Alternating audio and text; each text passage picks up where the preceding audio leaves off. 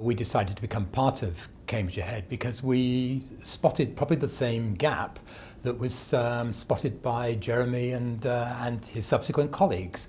And that gap was an organisation that really looks at the business side of Cambridge on a broad basis. Next year, Bidwells has been operating in Cambridge for 175 years. So it's a very long-term relationship that we've had with the city. And the long term is very important to us. We've become involved in Cambridge Ahead really because we're passionate about the place where we live and the place where we work. So we employ people in the centre of Cambridge. We're a privately owned business. We've been around for about 80 years. And it's important to us to make sure that we have a place where we're able to give not only valuable employment opportunities to people, but actually also give people good quality of life as well, which is something that Cambridge Ahead is very much focused on.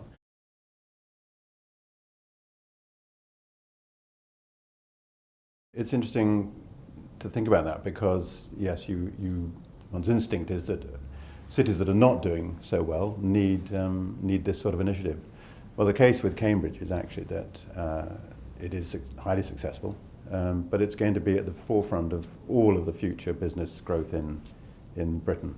So it's a question of too much success in some ways, and that needs carefully planning. I think there's a need in Cambridge to represent a clear business voice about how Cambridge should develop and take a long-term view, which I think business does, sometimes politicians don't.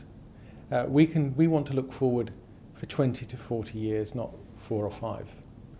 And we've got a vision about how this place can be even better. It is a wonderful city, but it could even be better. And we want to make sure that when it grows, as it inevitably will grow, it's done with style and elegance, and something that in future generations they'll be proud of. The city needs Cambridge Ahead because there isn't anything like it in existence today. There are many organisations, there are many networking organisations, but there is nothing that sets out as Cambridge Ahead is doing to represent the interests and needs of the business community.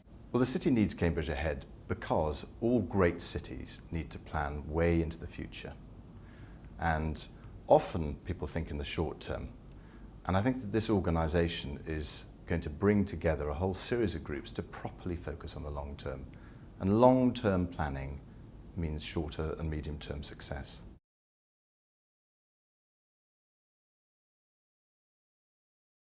In order to meet the challenges of the future, we need to have an organisation that is properly representative of the people who live here, who work here, who employ people here.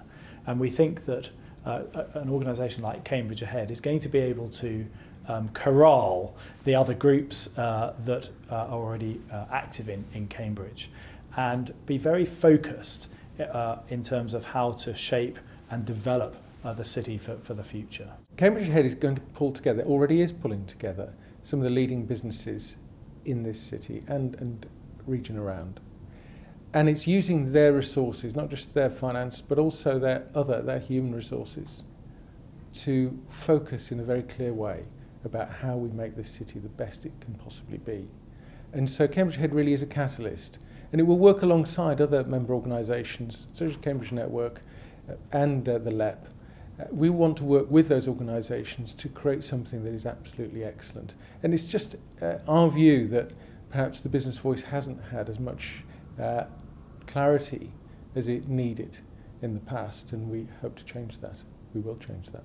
Well, Cambridge Ahead, it will have an influence so long as it represents important businesses and organisations in Cambridge. So the fact that it involves the 2 universities, companies like Marshall and Arm, and also AstraZeneca, who are going to move their headquarters to Cambridge, gives it an enormous credibility. And so as these businesses and other members, together with the opinions that we can glean through our work, are brought together and can be fed into the political process. We have elected leaders. They're the ones that have to make the decisions, but this will be very valuable input to provide them with the ability to take decisions and put forward plans. Politics is so often a short-term business, and we want to keep focusing on the long term, where political issues tend to be lessened when you think about the long term. the next generation, what our children need. Political differences very often disappear, and there is a need for that long-term planning.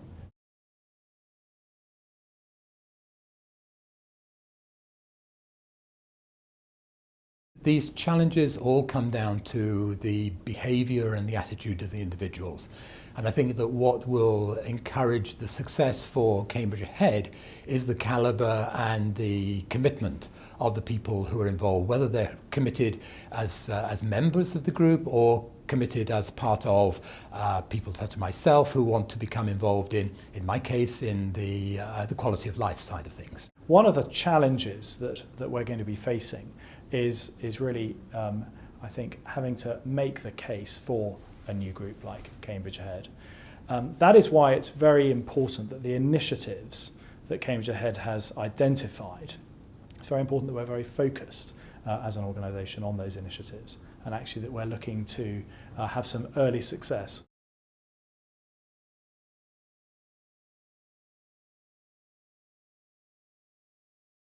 In 25 years' time, Cambridge will be bigger. That's inevitable. What we've got to do is make sure that that growth is sustainable, is elegant, is something that the generations in 25 years and beyond will look at and say, 25 years ago, some group of people got together and were prepared to influence and really help the development of Cambridge, so that when they're living it in 25 years' time, they think, wow, what a fantastic place and what a fantastic job those people did. Well, the one thing we know about Cambridge in 25 years' time is that it will be very different, and you've only got to think back 25 years, what was it like then? The change will be probably greater in the next 25 years. It will undoubtedly be a lot bigger. I mean, the success that it's had in the last 10 years is likely to accelerate.